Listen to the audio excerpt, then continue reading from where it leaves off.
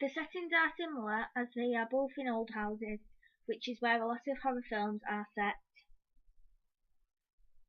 Off-screen space was used more in older horror films, such as American Werewolf in London, than in newer horror films, such as Insidious, as in my second clip, off-screen space wasn't used that much, if not at all.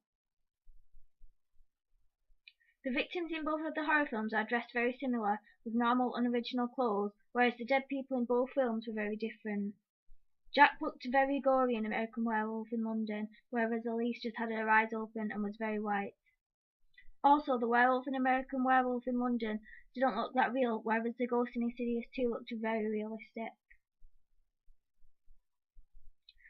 The facial expressions and body language was very similar in both films, in that the victims looked and acted very anxious and scared, whereas the villains looked very evil and frightening.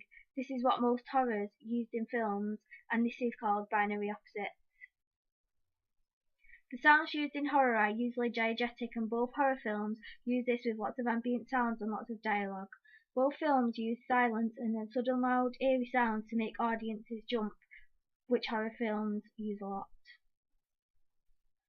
Both horror films use low-key lighting to portray the villains and scenery, and high-key lighting to portray the victims.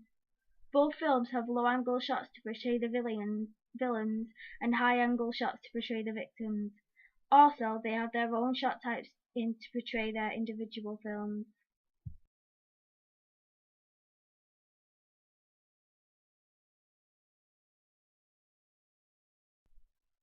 Both films have scenes set in a house. This is because it adds mystery and tension. This hasn't changed over time because it still makes viewers anxious. Both films used facial expressions on characters to show fear.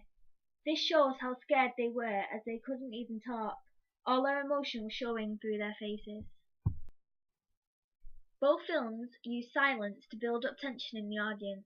This is used in almost all horror films, so it is a generic convention.